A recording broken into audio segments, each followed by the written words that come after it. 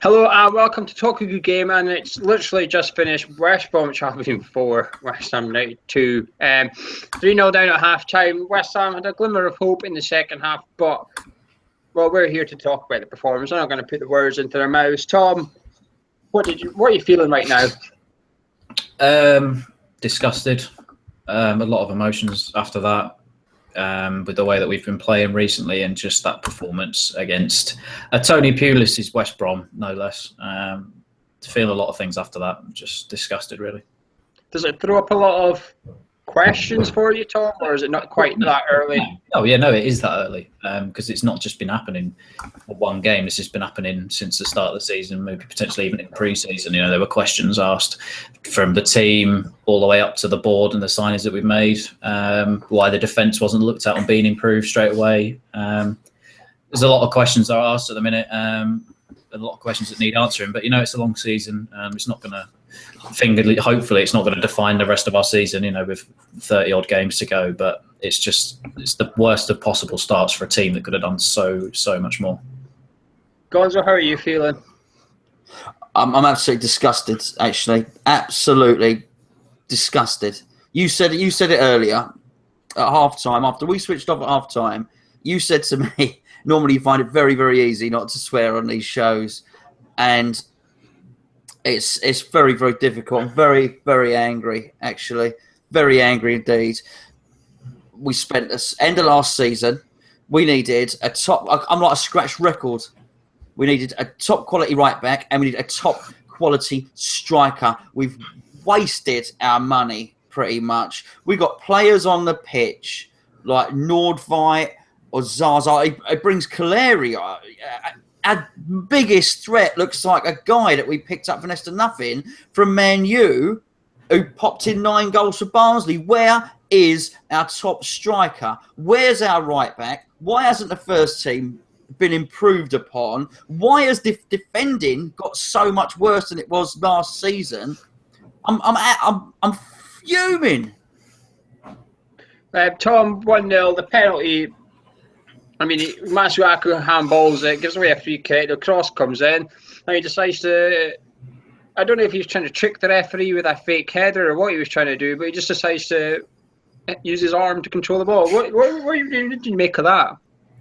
It's just clueless. It really is. I mean, you're a professional footballer, and again, like Gonza said, it's very difficult not to want to swear, you know, family show. But it was just so frustrating. What's he doing? Putting your hand anywhere near the ball? Knock it out for a corner if you're worried that there's someone coming in the back post. You know, to even have your hand in the air in that position, to even give the referee any, you know, form of idea that it could potentially be a penalty. No one, not a defender that's got his head screwed on, does not put their flipping hand up in the box. You know, he could have easily nodded it out for a corner, and I mean that lays with him and him alone of why he's done it. But it's just absolutely clueless, and just typical, really, of how it's gone the past few weeks. That was just such a goal. You know, all the defending issues that we've had since the season started. You know, that was such a typical goal for us to go 1-down. Gonzo, was it disappointing that after the Watford game we were questioning 3 of the back 4? The one player we weren't questioning was Masuaku. Is it disappointing that our so far reliable left backs all of a sudden got the West Ham defending itis and decided to give away a goal? Well, a great way to finish, because as you were saying that sentence then, I was actually thinking of my answer, and I was thinking, well, actually, I think the rest of the defence have infected him with something, and then you go and give the disease a name. I mean, he's looked great. I think he's been a good signing, a good, solid signing. So let's get that into perspective. But this flaming incompetence, defensive incompetence, is catching, and clearly he has caught it, and that confidence and that early composure that he showed has departed. It makes you wonder what's going on in training, actually.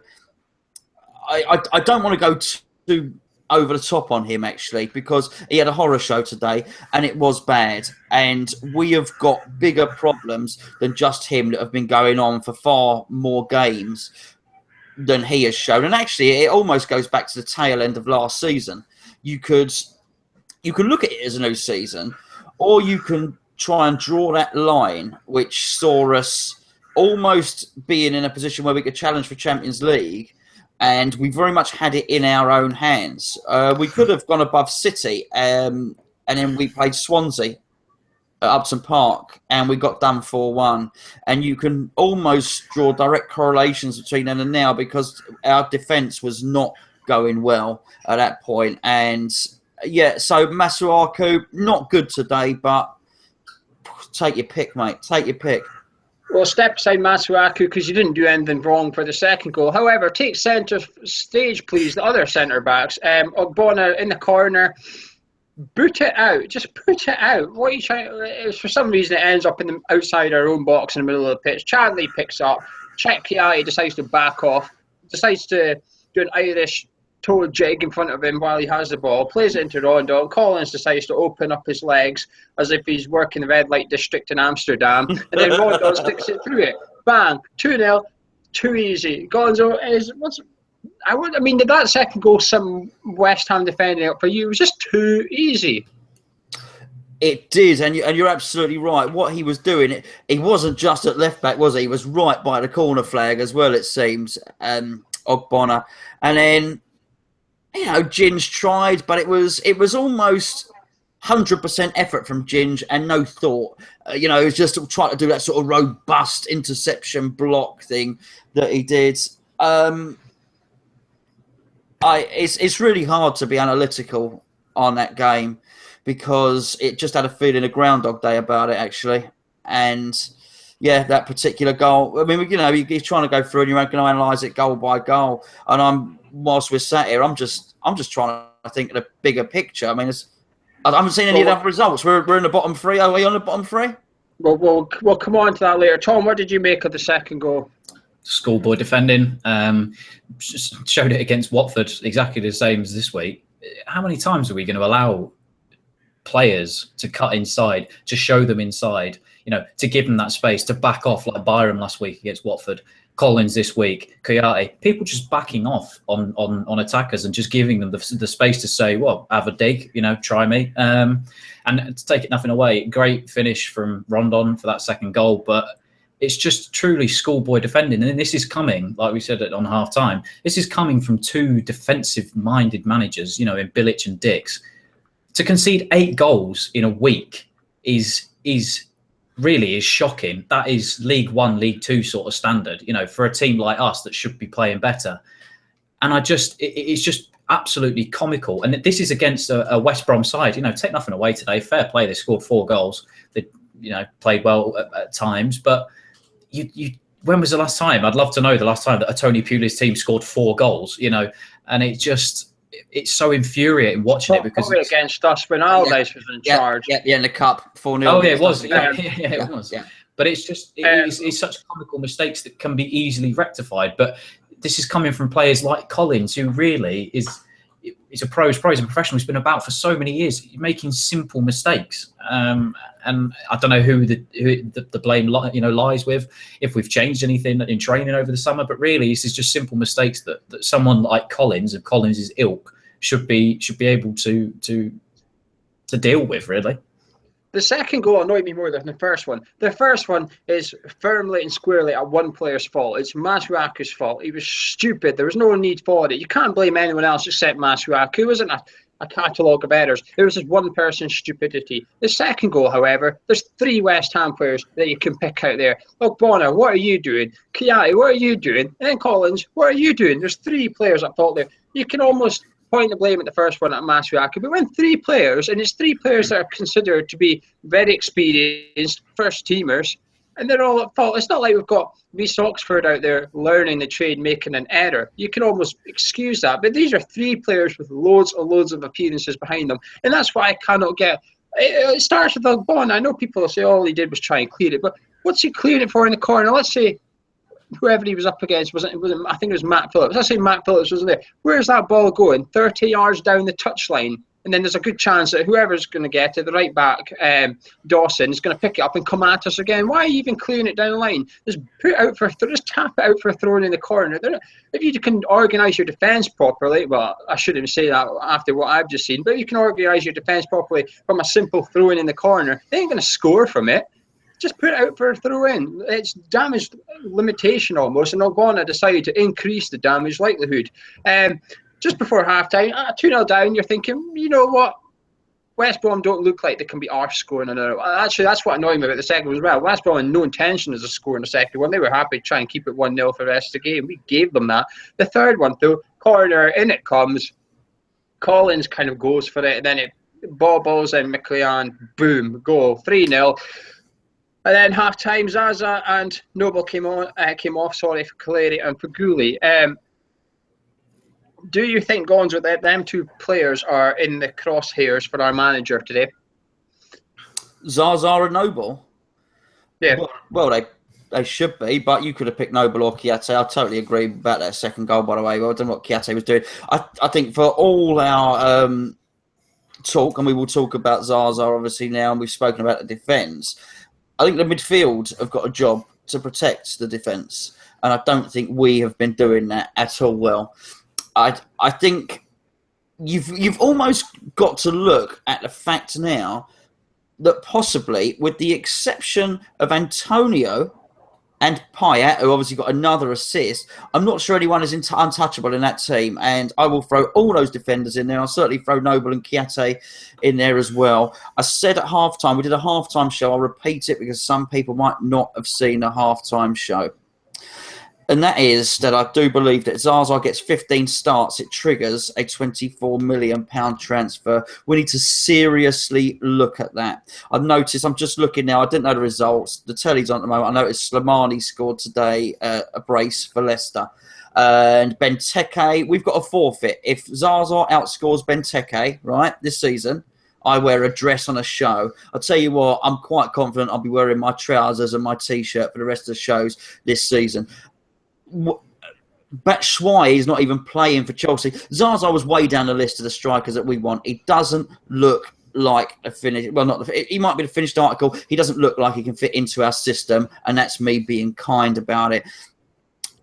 Noble, I think it's very difficult with Noble. Noble has played enough games and earned enough credit with West Ham for me not to sit here and criticise him too harshly. So I will not criticise Noble harshly. What I will say, though, is if it's deemed that either he or Kiate need to take a rest from the first team to get that team playing more cohesively, then so be it. I'm not going to complain if somebody is dropped.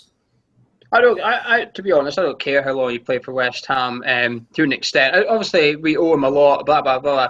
But if you ain't doing it, you don't get in the first 11 because you've been playing at West Ham for 10 years. It's as simple as that. If that was the case, then we might as well go get Colin Cole back from MLS and play him up front. I do, however, think you're judging Zaza way too early. He's played hour long. He's played 45 minutes today, an hour against Watford. I think that's way, way too soon.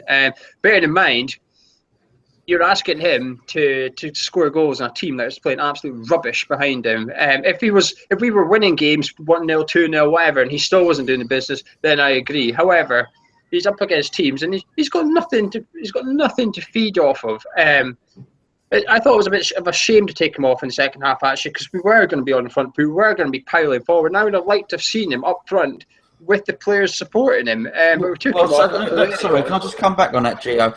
It's the third time I've been told that I'm judging Zaza too early. The first time was when we did a video before the Euro at the end of last season when we were linked with him, and I looked at his Juventus record, and I said, actually, he doesn't look anything special. I was told I was judging him too early. Then I looked at him at the Euros and watched him play in the Euros, and I thought, crikey, this guy's no good. I told judging him too early. I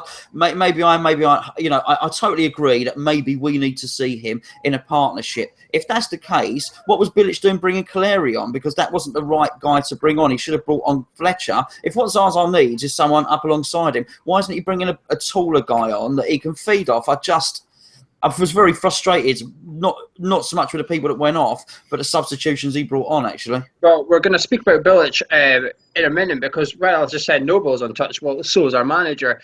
Tom, 4-0, Chadley, our own corner. Rondon got it, 22 yards out from goal, and he was through and goal. I know at 3-0 you have to go for it, but there's going for it, and then there's just handing it on an even bigger plate. Well, this is the thing. 3-0 down, yes, it's a large deficit to come back by, but it's not unheard of for people to come back from 3-0 down. It is achievable.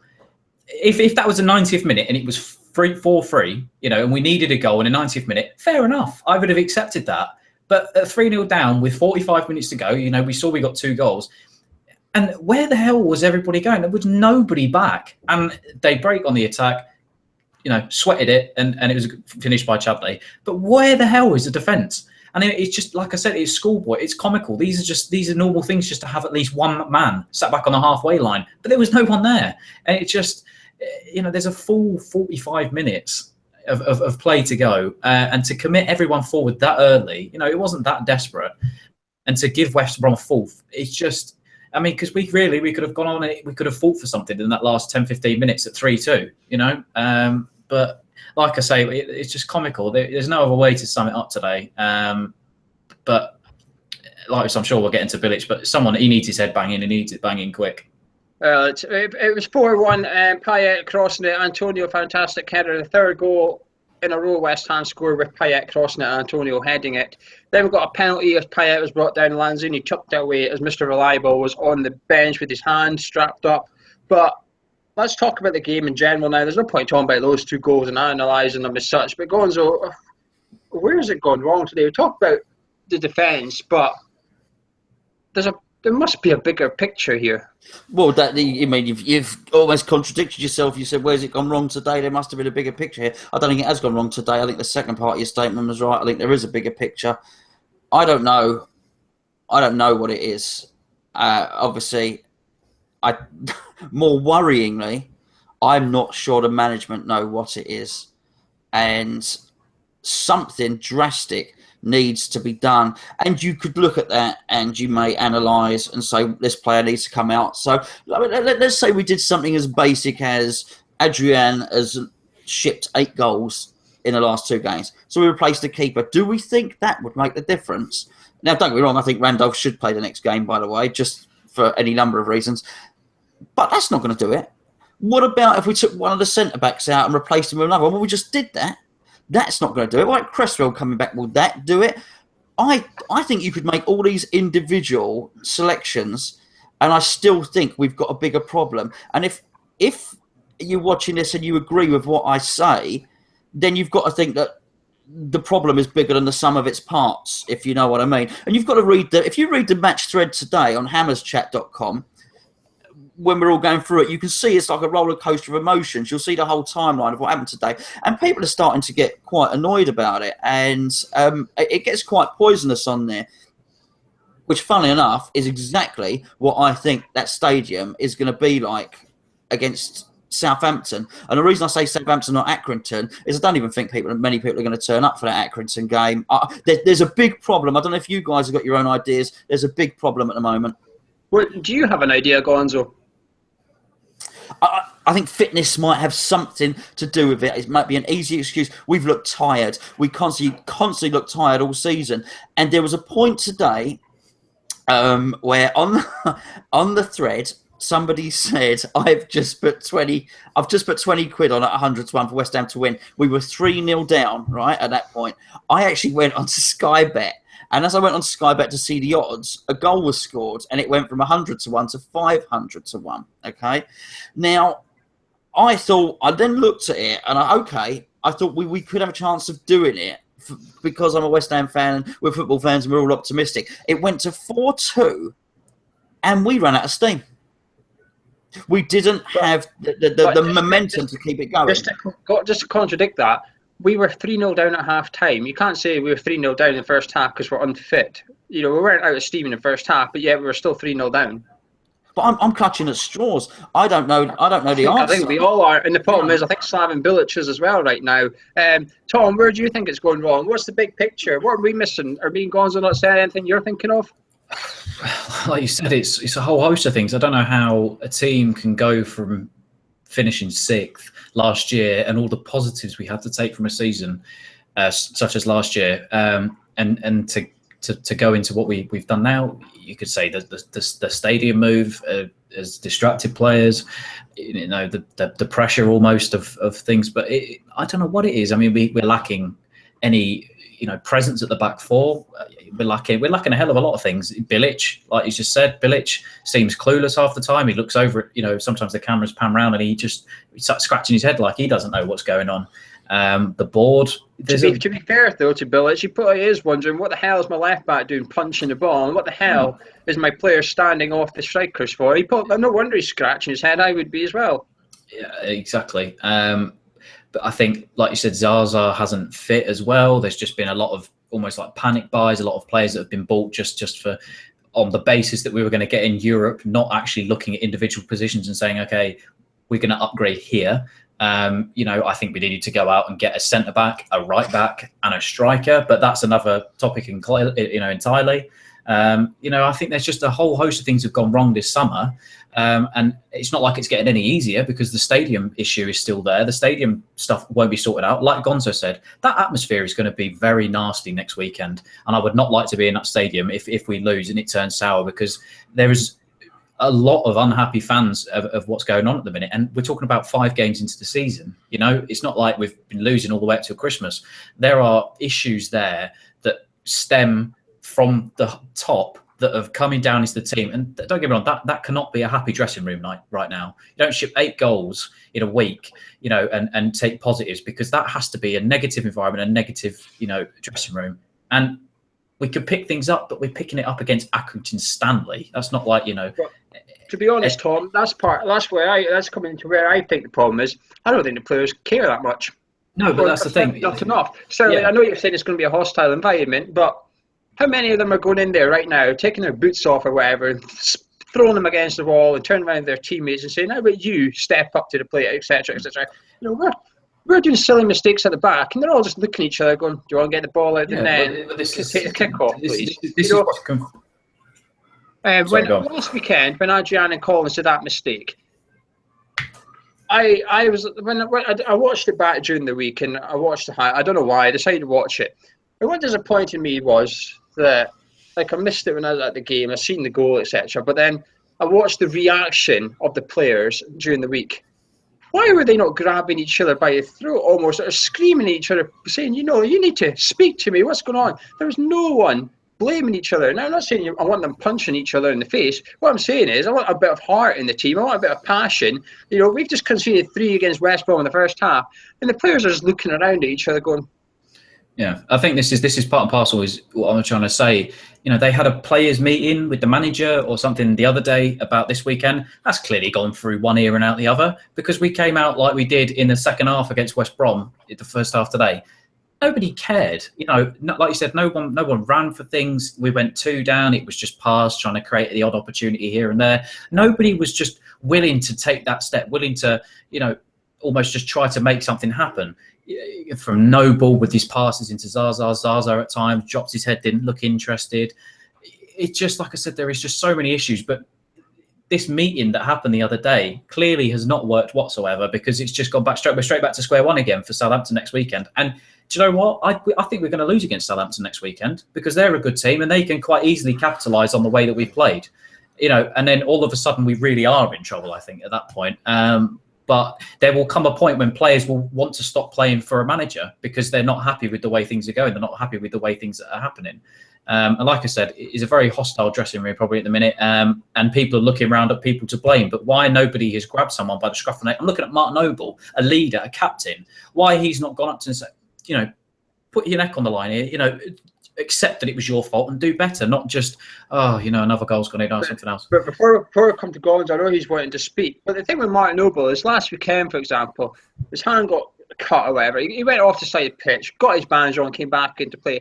Half our players won't even let their finger get scratched. We saw James Tompkins in the summer. How often last season did we see him with his eye 3 times as big as it should be, a bandage on his head with his hair everywhere because he's just gone smashing into someone to win the ball?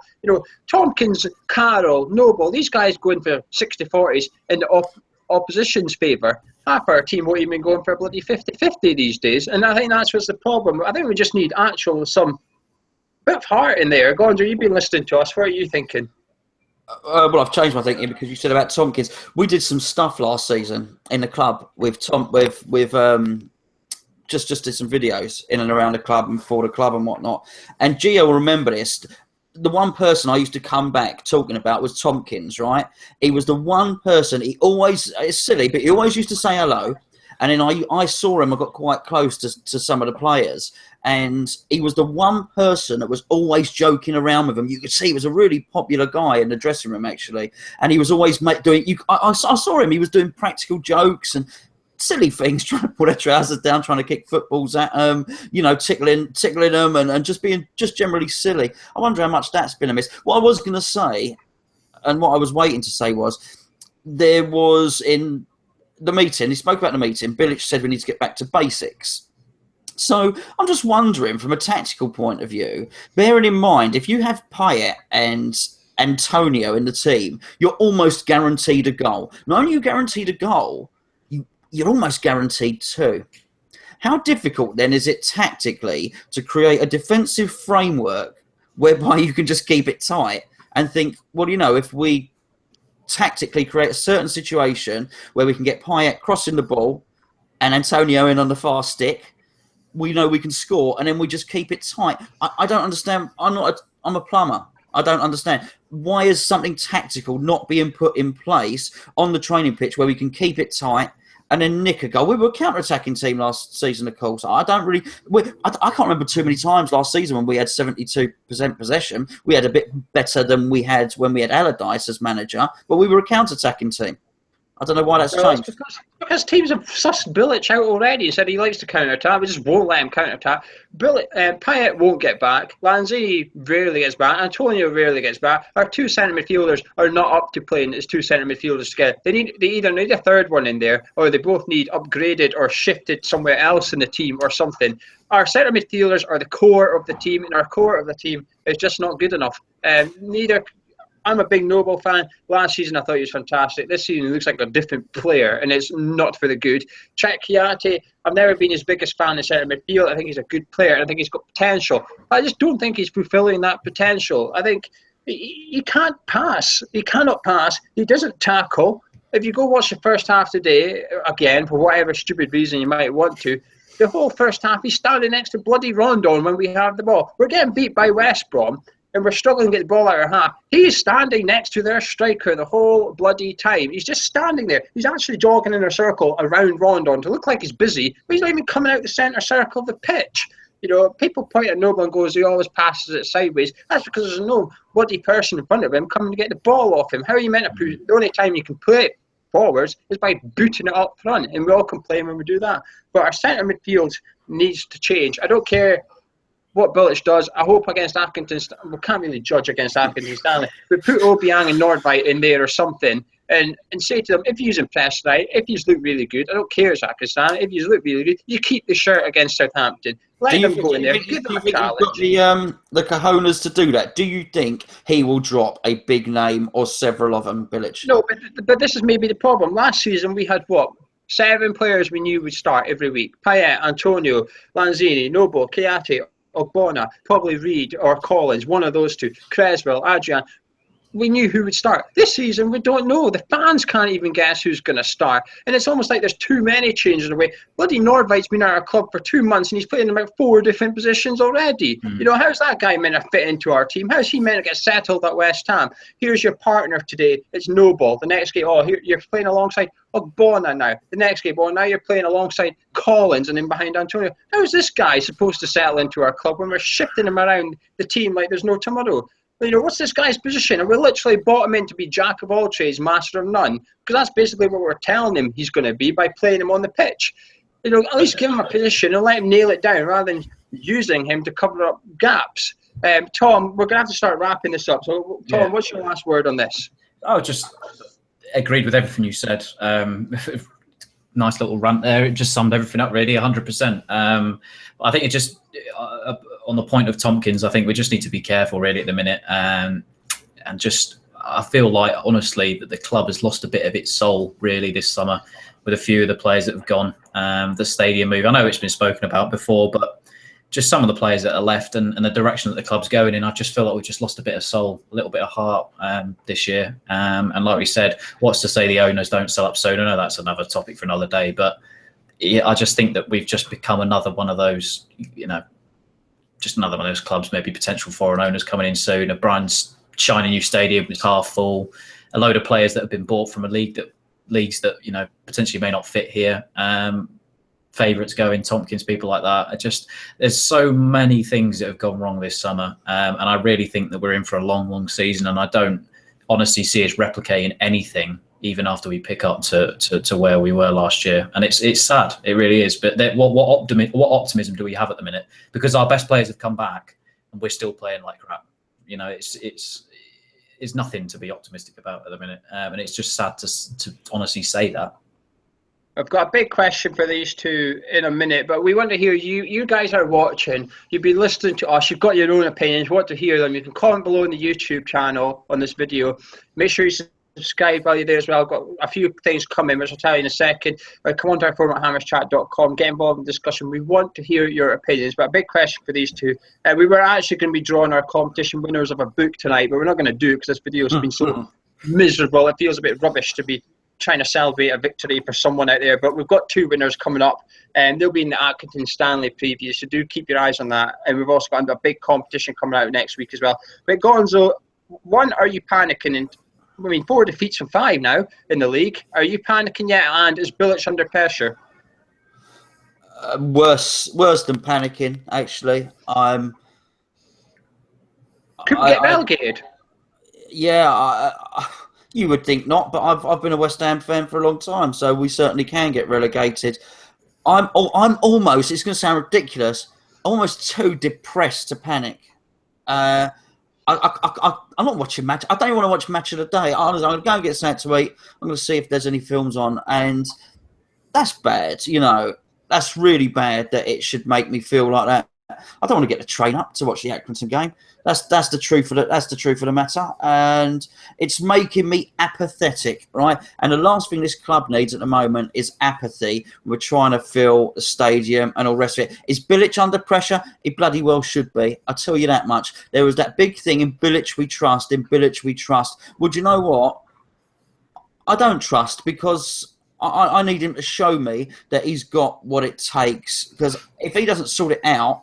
Now, I guess he's going to play a second string against Accrington, which would be arrogant. I want to win a flaming cup. I don't want to see Gurk and Toure out there and all the rest of it. But if he doesn't sort it out before Southampton, then Nathan Redmond's going to have a field day. Just on top of what you were saying about the things we got coming up, I'm also going to be doing another video. Thanks for Tone on the forum for pointing this out. The trains, there's some serious issues with the trains into Stratford coming up. I'm going to try and put together a little information thing for you and getting out to you as soon as possible. So watch out for a video and things on the forum and on Twitter. And we'll also try and put it on Claret and Hugh as well on that for you. Tom, same question. Are you panicking? Could we get relegated? Is Bilic under pressure for you? Are you questioning Bilic yet? Why shouldn't we panic? Like Gonzo said, it is depressing at the minute because, like I said earlier on, we've gone from a team that had such optimism going into this season to looking like a team that could be relegated. And it is depressing because we're supposed to be a club on the up. Here's a shiny new stadium. Here's a brand new manager that's bringing new things, new ideas. Here's Payet and all these good players. But yes, Bilic is under pressure. If Bilic can't get that to work, he will take the brunt of the blame and he will be the one to blame for it. It's funny because my granddad said something to me at the start of the year, and he said, after the Chelsea game, he said, I really don't think Bilic is going to cut it this year. I think he's going to be found out, and I don't think he'll last the season. I mean, a lot of people could disagree with that, but he said it. And I said to him, are you sure? But after the first 5 games, I'm thinking, do you know what? He could be right. Because the way that we're playing at the minute, like I said earlier on, what have we got to be optimistic about? And it is just... It is depressing. I don't know how to react to it because I sat here at Chelsea and I shouted and I got irritated and I had a rant. Did anything change? No, it didn't.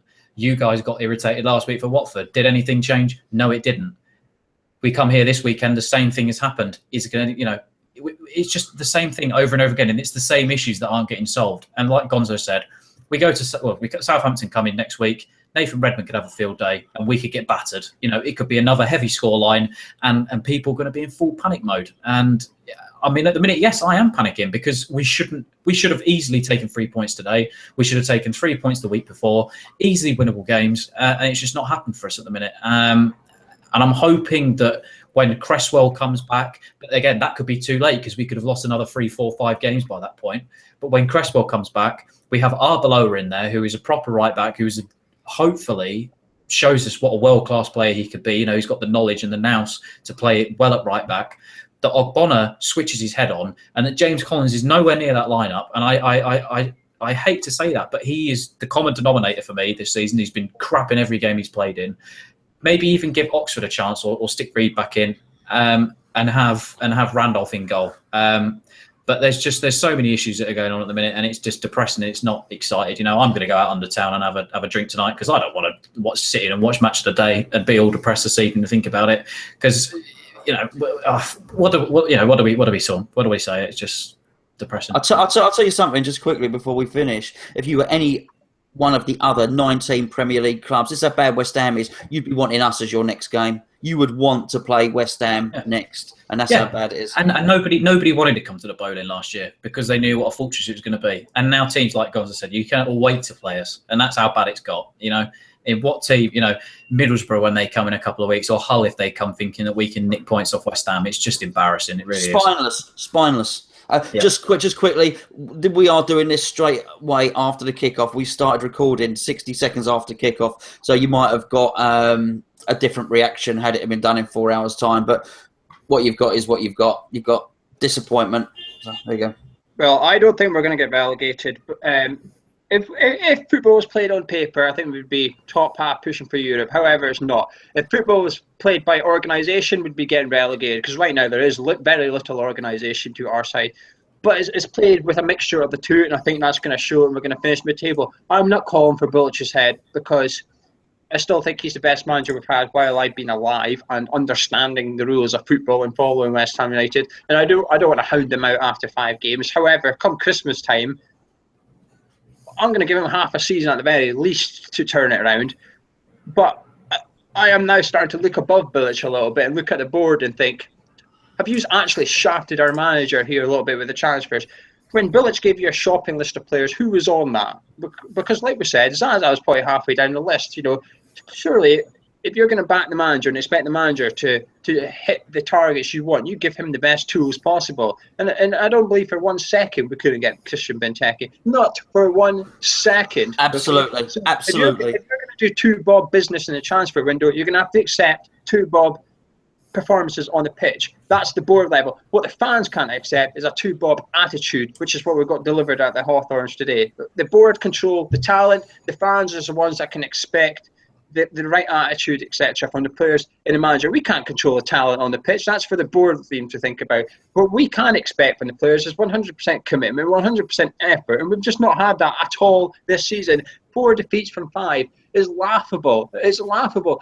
Before the Watford game, we said, great, 6 winnable fixtures coming up. We're now 2 fixtures into that 6, and we've lost them. I think it's the end of November. We've got Liverpool, Man U, and Arsenal Liverpool, Man U away. Yeah, and I think we've got Everton as well. Those games are going to come a lot faster than we think. Before we know it, those games are right on us. And if you go to any of those teams with this attitude, you were lucky. It was only 4 when we played bloody West Brom today. I think a little bit. But we've all been angry. I mean, today, that first half is just as bad as what I've seen under Sam Allardyce. I pointed out on the forum, and people are going to hate me for saying this, Sam Allardyce joined West Ham and said, I will never lose a game with a 2-goal lead in a game, and he didn't. Against Watford, we were leading 2-0 and got beat. Okay? For me, that just says something about the way our team's attitude is, and perhaps we've gone too far. We've left behind the British nitty-gritty attitude a little bit, and we've gone too far the other way to get all these foreign fair players in. And, you know, I read it somewhere, I think it might have even been on our forum, it might have been on Knees Up Mother Brown. I read it somewhere, and it summed it up for me, the way I've been feeling. I've been quite down about this, I've been quite down about the stadium. I think the stadium's got potential, but I've never taken to it. Gonzo backed me up on this. I've said it to him before. I don't like coming here. I don't like it yet. My view is good, but that's about it. You know, I don't like it. And someone said this, and I'm going to leave this with you guys, but before I do, come onto our forum, let us know your thoughts on the game, etc. Tom, before I sign off, what's your last thing before we bugger off? We need to wrap this up. Yeah. Sorry, just last thing. I just think say we do stay up this year, and I mean, I'm not thinking that we're going to get relegated as such. I hope that there is something in there that stops us from being relegated. But, you know, if we have a mediocre season, we finish 15th, right? Then everyone will bugger off. Payet will go, Lanzini will go, all those players will go, and we're back to being same old West Ham, square one again, that could be going down. And we've got this brand new 56,000 seater stadium, and it's just it can just go back to more West Ham. And all this effort that we've put in to change the club and put it in this positive direction and change to be up in the upper echelon of the Premier League, we could potentially just basically be left with nothing. We could be back to being same old West Ham with, you know, a potential relegation season or a potential mediocre season. Yeah, and a half-empty stadium when all the Man U fans, etc., stop turning up at the Olympic Stadium. Thomas Cook probably won't be selling their £200 tickets for the match. But that's for another show. That's for another argument. The line I'm going to leave you with is we left the Bowling Ground as a football club, and we moved to the Olympic Stadium, and we're now a brand.